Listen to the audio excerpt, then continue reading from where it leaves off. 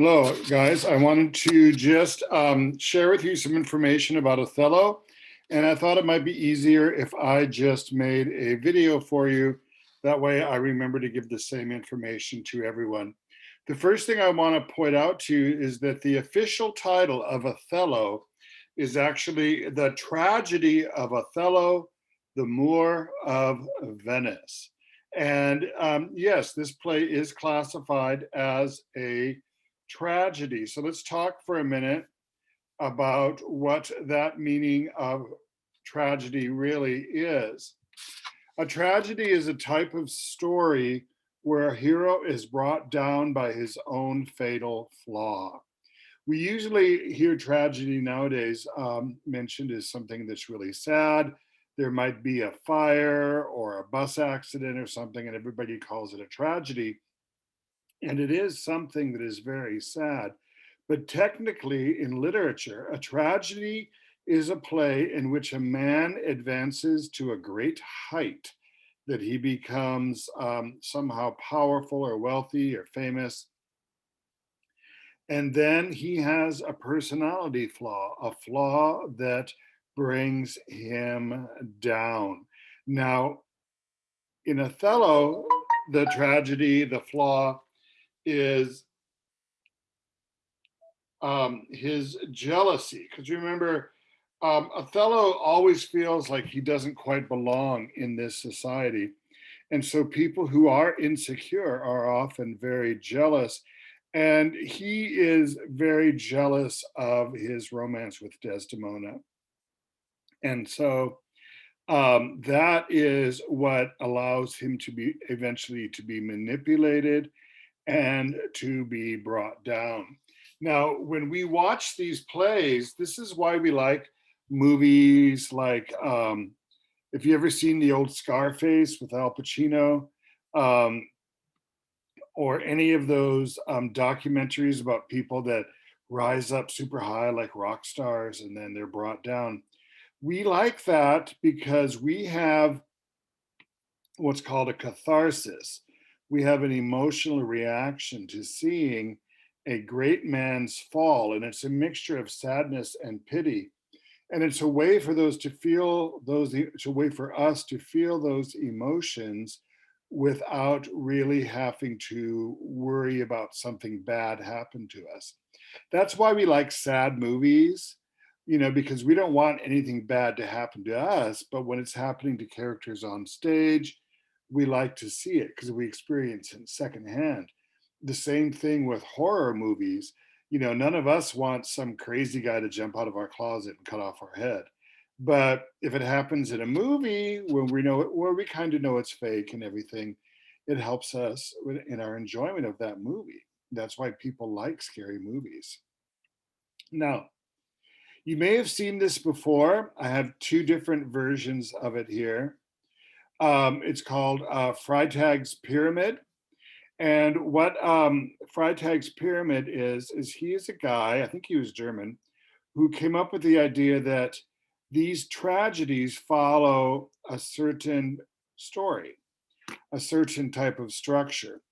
The expositions at the beginning, where we get the information, the rising action is where things go, and the climax is the turning point, the highest emotional intensity where things cannot change.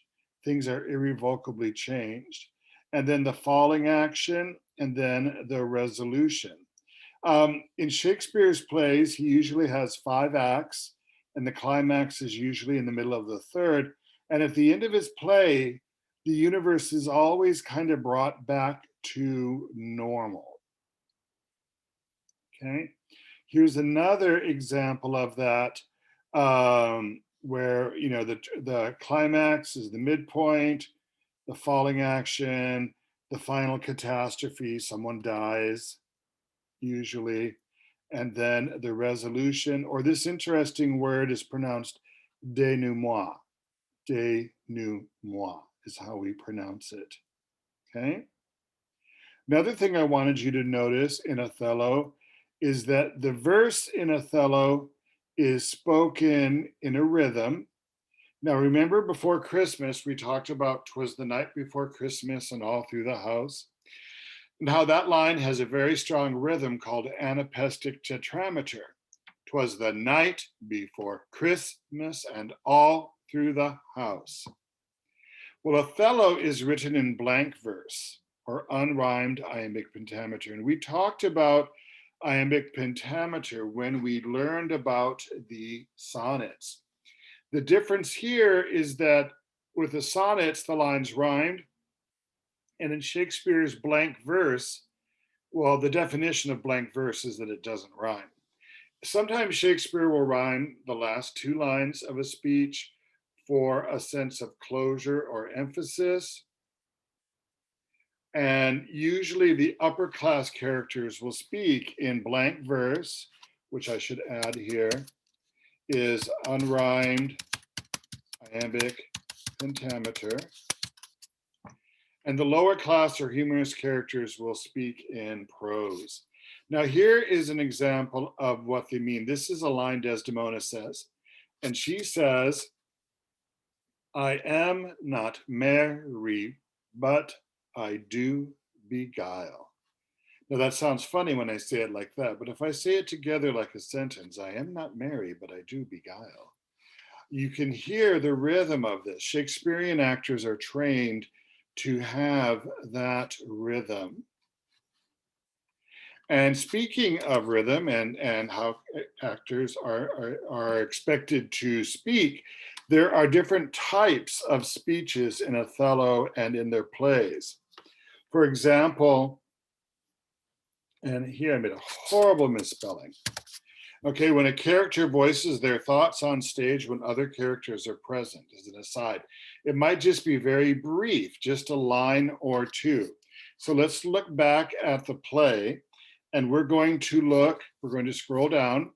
By the way, notice Shakespeare has his play divided into 5 acts.